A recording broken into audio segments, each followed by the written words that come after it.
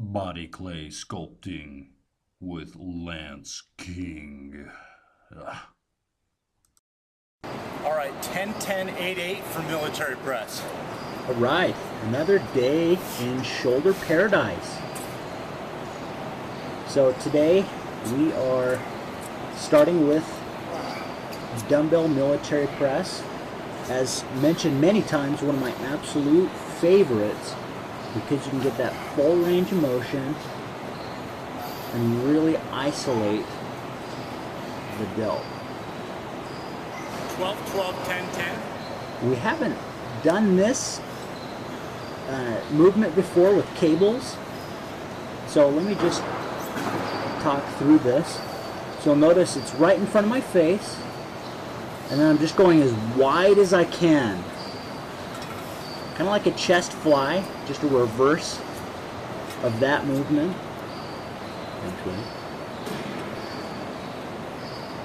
Just make sure that you're going as wide as you can.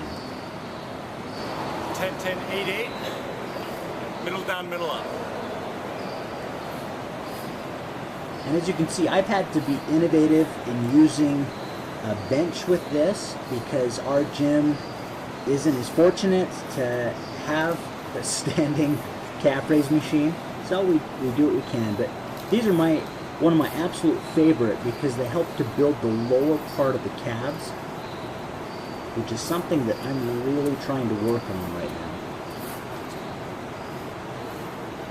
15-12-10 with the military press, and then you'll move right into shrugs of 25-20-15.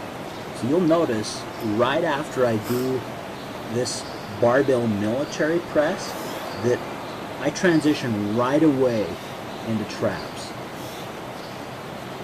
And one quick thing about military press, you'll notice I'm stopping at the collarbone or the upper chest, and that my elbows are in front of me.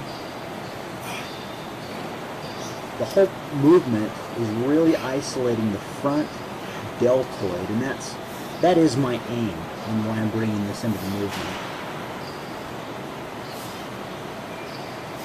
See, right into traps.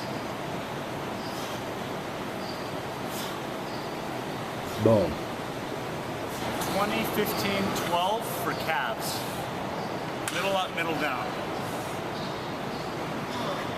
Friends, innovation is a beautiful thing. You do what you can.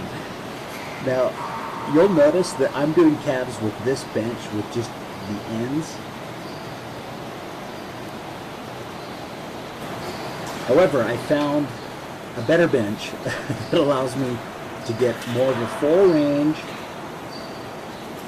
And then middle up, middle down, as I've mentioned many times, helps you to really make sure that you're doing the right amount of weight for your calves. You're not going too heavy, you're not going too light, and you're ensuring a correct contraction. 15-12-10. I had a comment about using this deadlift bar for doing traps, and let me know how it's gone.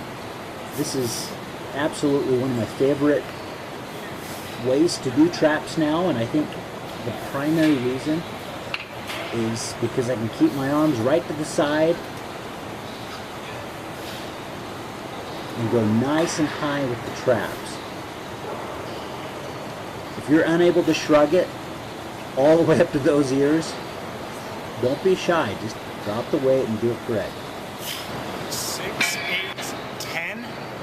And so you're doing a drop down where you're starting with 130 pounds, then you're going to 100, and then you're finishing at 70. That's what I'm doing for this set. So 6-8-10. 2 sets of this. So there I clarify that we're doing 2 sets of this, okay? And we've done a lot of front deltoid work today. And be sure with this, you're really isolating that delt. All right, 12-10-8 for lateral raise. I love that you can sit down on this because I oftentimes, and I've been guilty of this, I'll find people using their legs to throw up the weight, and this way, you're seated, you're able to really pivot the central part of the deltoid and go nice and high. 15, 12, 10. You haven't done front raises like this, shame on you. These are one of the best front deltoid. This is one of the best movements I've found. Just be sure to keep your elbows as straight as you can, and if they're starting to bend, just drop the weight. You'll still gain that size, I promise. 3 sets of 15. Middle up, middle down. We do quite a bit of calf work, don't we?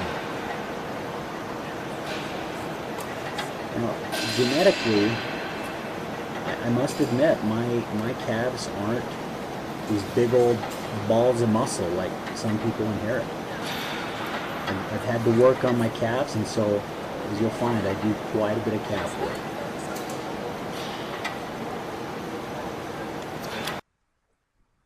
Today's workout was sponsored by ProteinCow.com, the source for all your protein supplement needs.